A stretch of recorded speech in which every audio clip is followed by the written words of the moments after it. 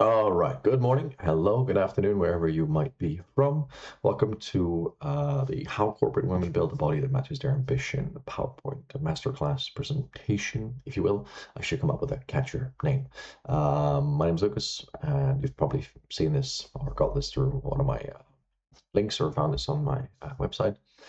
So I want to dive into coaching, and specifically how the thought process behind training corporate women, how things look behind, like how you as a mid 30s or 30s or 20s corporate woman might approach training and how you can do it yourself. And here's how I've done it with my clients and results and the things you have to consider, right? So I'm going to kind of dive into this, give you some examples, some case studies. I'm going to ramble for a while, so bear with me. Get a pen and paper if you need to make some notes, take screenshots, whatever you have to do, just to make sure that you're able to digest and take this information away and apply it. That's the key that I want to emphasize. You'll also probably see Goose somewhere in the background, my dog. He likes to make an appearance or stand by the window once in a while, so bear in mind with that. But I've worked as a trainer for 10 plus years in London and Norway, and there is a common theme, and I attract the type of client that I've been almost myself, where I'm the person that's like all or nothing. I burn out because I try to repeat cycles. I do too much at once, and I've noticed the patterns. I've started making notes of patterns, starting applying them, and guess what? I got really good at it. I got really good at coaching other people doing it, and that's what I'm gonna hopefully teach you. So it's not about starting over or shrinking your life. It's about how can I make this fit into my life, and hopefully I can change your framework and thought process behind this. So it's not that you don't work hard enough. I am realizing I'm blocking that part there. I should find a place to move myself. We'll play around with this. We'll play around with this. I'll start here to begin with. Let's put me in the middle here. So there. Okay. So it's not that you need to work hard enough. Like you don't need more, because if you do more, you'll burn out. You'll have these circles, right? You've got these people that have had these cases where people have come to me and they've said, I'm a type A. I've got spreadsheets after spreadsheets where I've tried to organize my life. You're sitting back on Zoom meetings for 5 hours a day because you're stuck in an office in this corporate environment, right? You are crushing presentations, you're killing in the office, but you just can't seem to grasp and look after yourself, right? So then you try to avoid carbs. You're like, okay, I've seen some TikToks, seen some videos. I'm going to cut carbs out, and you crash, you burn, you develop really bad habits that make up for it. You do 1,200 calorie diets because, again, that's what you've seen online. That's what works because it's true. A 1,200 calorie diet will get you lean, and you'll lose fat. You'll also go insane, and you'll gain it back in like a week because you'll binge. And that's a big consideration we have to look into. Uh, you probably tried classes. I remember like, spinning, hit, berries, this and that, and F45, like all these trends. I don't think they're as popular as they were now. Now it's high rocks, which I understand is also important. It's a high intensity class, but like they're all phases. Nothing actually really like sticks long term, right? Have you ever wondered that? Have you ever asked yourself like, why doesn't it stick? Why can't I make it a thing? And that's hopefully where this will make a bit more sense, because sometimes doing less consistently will stick better than doing more um, over a short period of time, right? And you're always starting over. You're always like, I don't look like I train. You always feel like skinny fat. You're like working hard, but your body's not really changing. Your weight goes down, your weight goes up. You're never really like finding that balance. So, and you're like, okay, I need more motivation, right? I need more discipline. But it's not really. And then you start questioning yourself, like, the last girl that started working with me or lady, should I say, in January. It's now June, so 6 months in, she said she's had the most progress the first 3 months with me than she had in the last 6 years with other coaches. And the approach I took with her when we started, because fat loss was her goal, was I did not put her in a calorie deficit. I did not put her on a diet. I put her at maintenance. Every coach she's ever worked with before has been like, okay, you're dieting, you're diet deficit dieting, which is important. I understand that. But they never addressed the real issue. They never really addressed the whole thing of where do you maintain and how do you build a healthy lifestyle. So she thought she's always been broken. And guess what? She's built maintenance. She's actually lost about, I think, 3 kilos now this year so far as a byproduct. But she's also like way more leaner, way more toned, way more confident, stronger she's ever been. Getting into summer for the first time ever. I think she's, in her mid-30s. And after summer, I'm like, okay, great. Listen, we can reassess where we are. Should we look into some lean bulk? Should we like the dieting now, like properly try a new stage? Because we've built this foundation, right? So, like I said, I'm going to ramble a lot. I'm going to give you context. I'm going to give you my thoughts, and we'll run through it. So, this is another example. This is a case study and very kind of like simplified, some screenshots. I'm going to tell you exactly how and what works. So, this is a case study of my client Sophia. She did less and got better results, right? So, we changed her body composition. She actually gained 1 kilo between the pictures, and she's actually in the beginning. I'll go back here. So there's a kilo difference between here and here. And you can tell how her glutes and body has like leaned up and toned up, but she's up in weight, right? Which is kind of confusing. But it all went basically to her ass, to her glutes. It's insane, right? And that was because it was doing less, not more. She did 3 workouts a week, and this is her plan. Goblet squats, pull downs, nothing fancy. RDLs, Bulgarian lunges, right? Leg press, lunges, again, abs, think there was an ab exercise here. It's not in the screenshot as well. So it was like abs twice a week. And this was an example of a meal plan for dinner that was there. Because I build a meal plan examples for most clients. We look at nutrition and we approach it kind of like differently, whoever and however we need to work with it. But look, she's like leaned out. She's got her abs basically almost showing now, heading into summer, the most consistent she's ever been. She's a busy teacher. She's studying. She's a primary school teacher 3 times a week. That's all it took. 45 minutes to an hour, And it was like, it was hard. It was pushing. It was showing up when she didn't want to. But because it was doing less, it allowed her to stay consistent and get good results, right? I'm not going to talk more about this, but I'm just trying to paint a picture in your head. And we're going to run into more of this. This is what's important. This is where the programs and things that are there that don't consider, that don't actually work for corporate women. So we're going to dive into the first of all, like why things don't really work for you in the beginning. It's not because you're broken, right? It's you women, especially the corporate world, you respond differently to stress, right? You need a different approach. You can't just keep going to classes to Barry's boot camp to F45. I'm not saying women need to train differently than men. I'm saying women need to lift heavy weights and train and show up. But what I am saying is that the current approaches are not tailored, or maybe the approaches you've tried have not been tailored to the specific nation. That's what I'm working with, this specific field, right? Oh, this is like an Instagram story you can vote on, apparently. Oh, there we go. So most programs right now that you might find online will assume they've got a lot of time, that you don't have the same stress, that you don't have, that they might do different approaches in the sense of like, okay, let's look at the example earlier, let's put you on a diet and a deficit straight away. They don't actually put you on maintenance, and they don't an assessment period. With all my clients, we have an assessment period that might be between 2 to 4 weeks. In some cases, it might be 3 months of assessment period. Like, which stage of life are you at right now, and what is the correct phase or stage of training we can put you in? Do we want to put you in a diet? Do we want to put you in maintenance? Do we want to put you, I'm not going to put you in a deficit in a diet when you've got deadlines with work coming up and your team's gone to shit and you're trying to run a startup. Like, that's just unrealistic. You're gonna be crashing out. You're gonna be burning out. You're gonna be so stressed with everything else in life. It's just impossible. My job is to make your life easier and be consistent. And in reality, a lot of the things that you might be dealing with right now are like, long work days. You've got business trips, you've got conferences, right? You've got wine, social networking events, real life responsibilities, right? You want to have a social life, you want to be fit, you want to look at those TikToks and say romanticize life, but also at the same time, you're like, I want to be a gym baddie. How the heck can you do it all? Because you want to do it all, right? And this is where most things fall and fail. And when you look at it all like that, it's extremely overwhelming. It's overstimulating, and you start to freak out and you lose your shit. And you're like, I don't know how I can do it. So you don't do it, right? And then hopefully, like I said, again, I'll be able to give you some context, some frameworks. And by the end of this, you'll be like, okay, it's easy to digest and understand how you can do it. So let me see.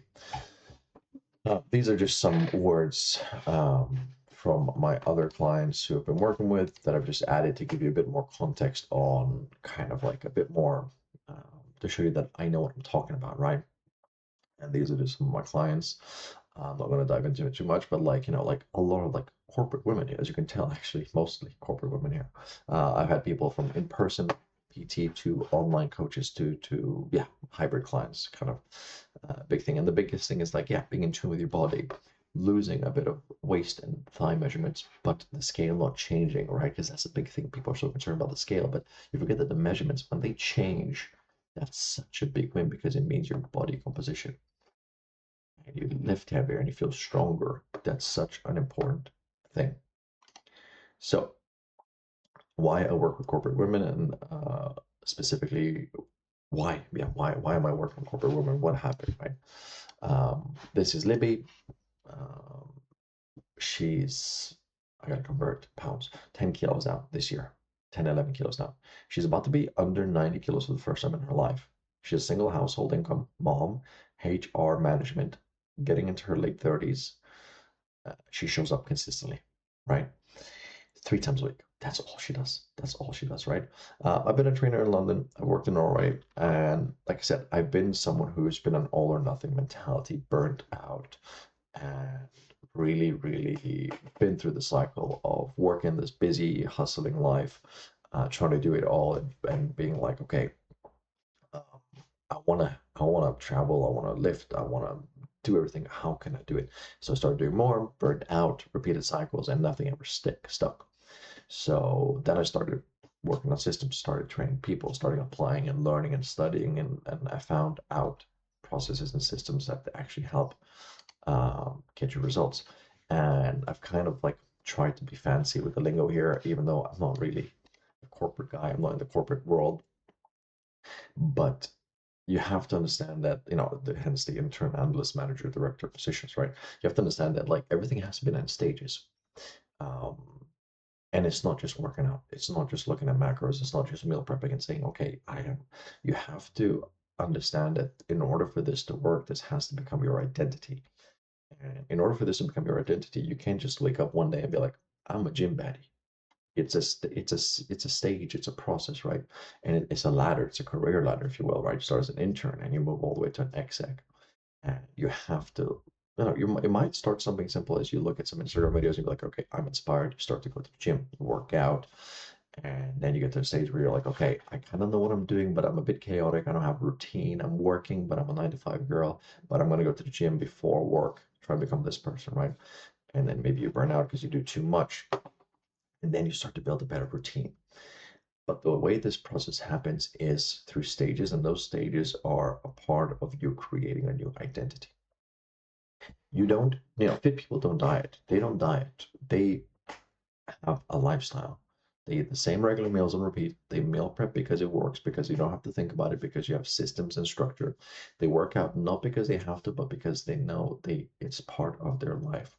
They make the time for it. They prioritize things. They get 8 to 10 hours, 7 to 8 hours of sleep. 8 to 10, 10 is a bit too much, probably.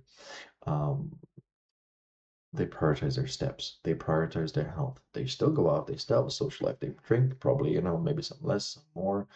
Alcohol is not a no-no, but they have a bit more. And you might be like, it's more discipline. It's not that they have more discipline. They just have more structure, and that's what you're lacking. You are lacking structure, and honestly, most of you don't have the self control or self discipline to have the right structure because you're busy juggling so many other things. And you shouldn't have to. You shouldn't have to be in charge of building structure for yourself when you're building running companies and running a house. That's why people have coaches. That's why coaches have coaches. I have a coach to keep me in check with my business and my coaching, and I coach other people to save them time. We all outsource our time to say, oh, we outsource our money to save ourselves time. That's how it works, and that's how we all get better. If you look at the big people, if you look at the strongest people, most of them have coaches. Most of them have been coached. Most of them have some way or another outsourcing that in order to make their life more efficient. So the system method, I was going to do this. This was like my fancy thing. I made this whole like circle fancy thing, right? Because it's circle, right? Because we because we like to burn out. We like to go in loops. So let's use that loop method of circles of burning out. Let's use that and to our advantage. Let's reverse engineer this, right? This is how you become a gym girl. This is how you become a someone that looks like they train and someone that looks like they lift. It's not an overnight success. It's a method. It's a sorry. It's a system that you have to follow. And system basically stands for shift your identity, right? So you have to become this gym person, which is someone who, okay, if you have you make a bedtime and if you stay up past that bedtime, you are actively stealing and sacrificing your quality of sleep and your rest because you have to get up at the same time because you have that routine. So either A, you keep sacrificing your sleep and sacrificing your gains, or B, you start building a bedtime and a routine, right? That's part of your identity. You keep growing. You're always trying to improve. And the way you would do that is by, I had an analogy for system. Like I had a word in my head that's going to come with me later. But system is a series of steps. I know, it's in there. It's just not had enough caffeine this morning. But sorry, rambling.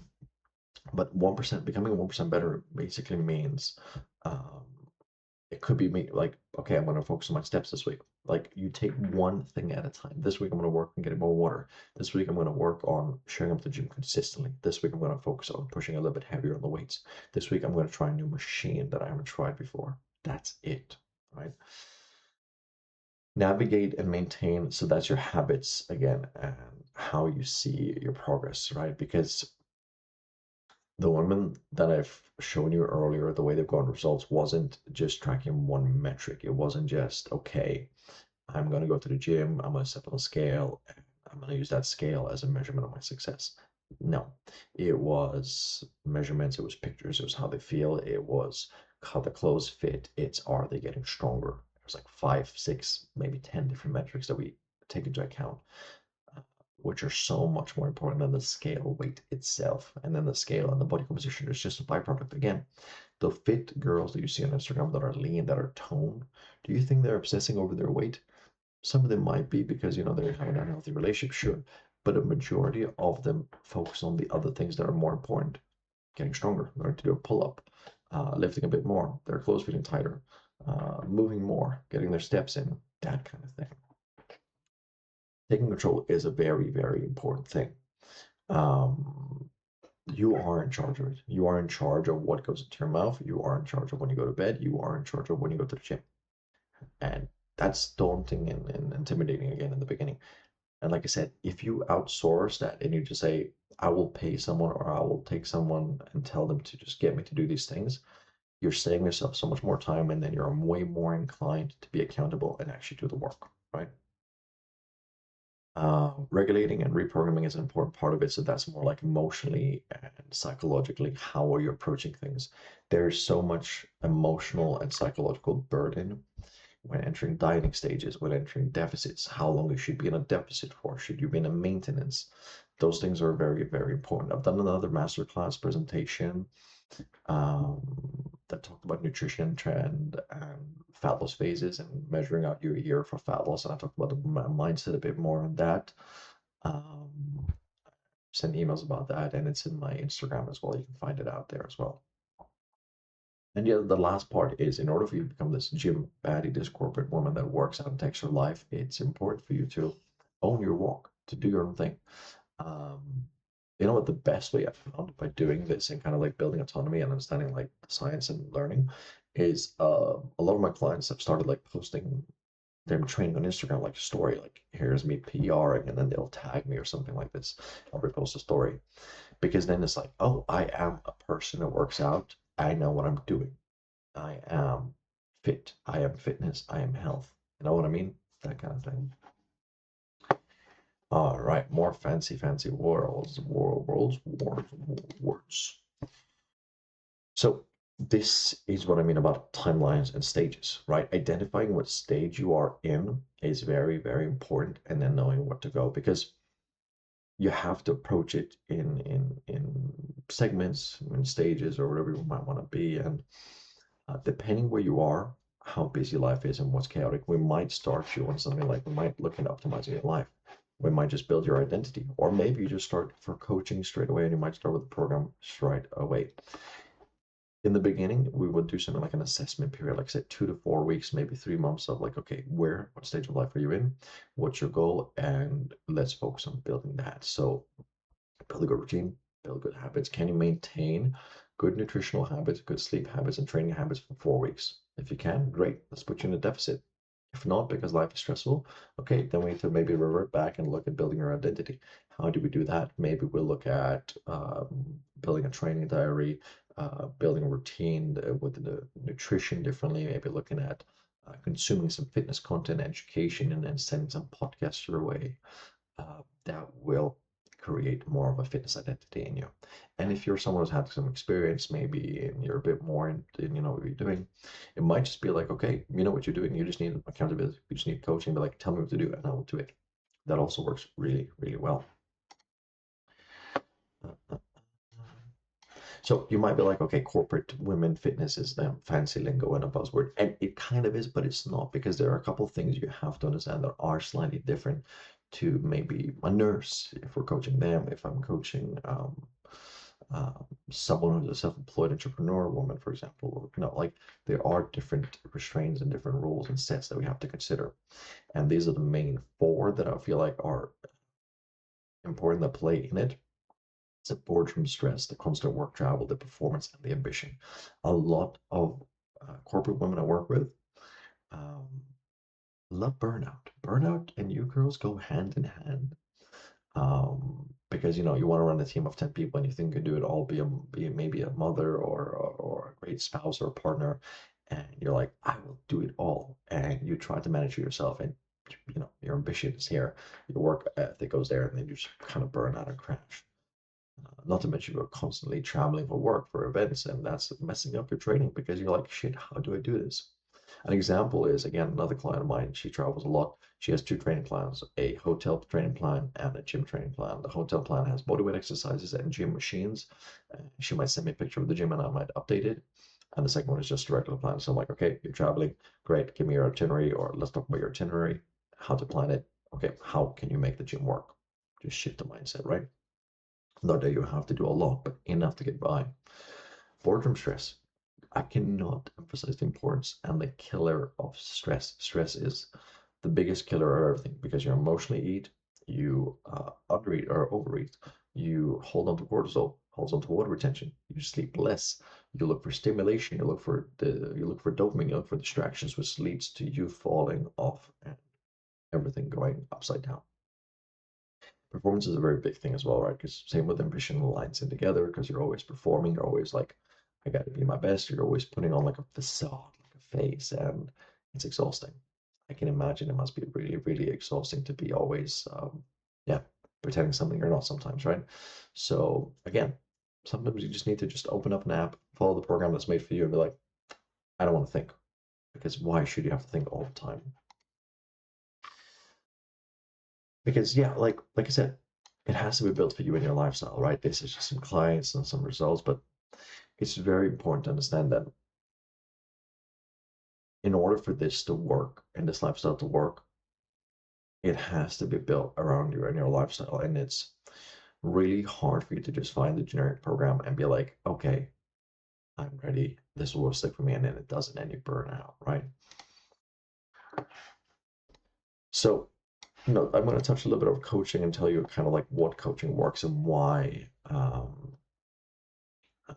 guess, why I do it, and kind of like what can you expect if you were to hire, say, me as a coach, or what you should expect from a good coach, ideally, if you were to get a coach, right? Now, I don't have a community yet, but I'm trying to build a community, but it's a part of on my to-do list, of course. But ideally, I'd love to have a community where we do like weekly calls and discuss those things. But as of current of this filming, I don't have a community, but I'm getting there. It's a lot of work as well. But the main thing is, you have got weekly check-ins with feedback directly hands-on when you're communicating. You can vent, and I will update your plan, and we'll talk about what stage you're in and what we can work on. Systems that work is just me putting the last 10 years of coaching into one plan for you to follow that is proven. If it's worked for other women, if it's worked for hundreds of other women, it will 100% work for you as well. Yeah, I want you to understand that, and I say this in the nicest way possible. You're not special and you're not broken. You just haven't been consistent enough. with the right plan and the right coach to keep you accountable. That's the main thing that works. It's all about chasing confidence. That's the biggest thing I want you to understand. Like, as much as I talk about weight loss and getting leaner and getting stronger and lifting weights, all of that will come. But the most important thing is, as long as you feel good, as long as you feel sexy, as long as you feel confident in yourself, then it works, because that's what we're here for.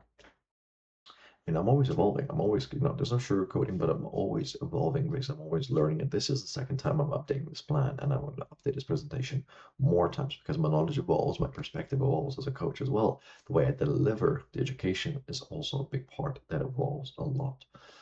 And I like to pride myself on not sugarcoating too much. I want to be like a straight shooter. I want to be like, I want to call you out on your shit, which is not to everybody. It's okay.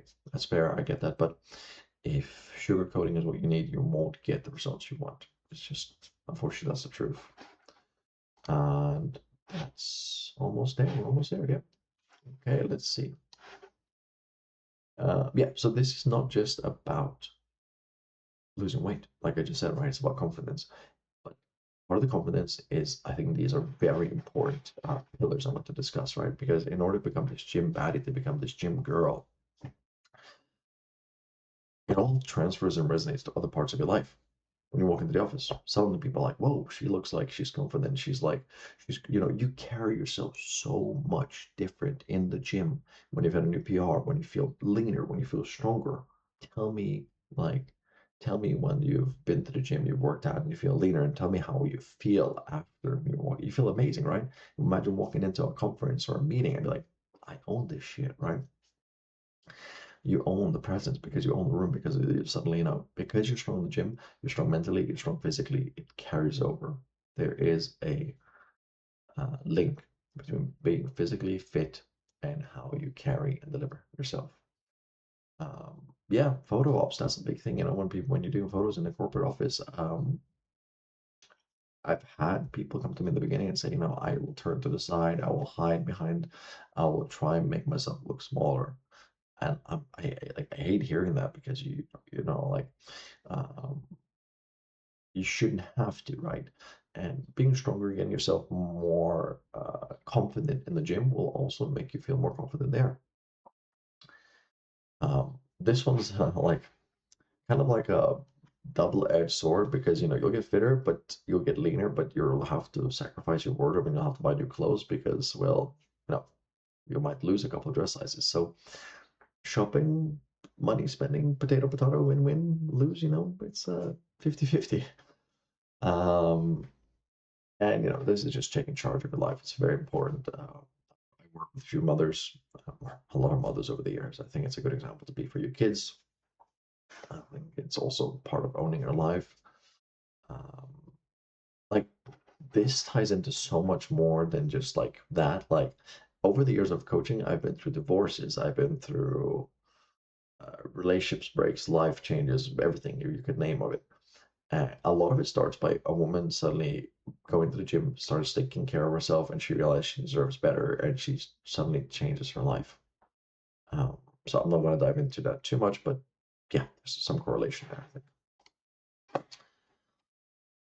But yeah, so I hope you enjoyed that. I hope that gives you a bit of perspective, a bit of framework on how I coach and how coaching works, but it's more like the processes that look like into it and the systems that apply in terms of like, okay, how do I transform? How do I apply this to my life? How do I plan this out into my life? It's not just about a calorie deficit. So if you want to learn more, if you want to have a free chat, you can always send me a message on Instagram. I'll also leave a link underneath this video where you can book a free consultation call. You just have to fill out a form, and I'll get back to you more about it. Um, but yeah, that's it. So far, so good. I think I'm done here. So I hope if you have any questions, let me know, and I'll see you in the next video.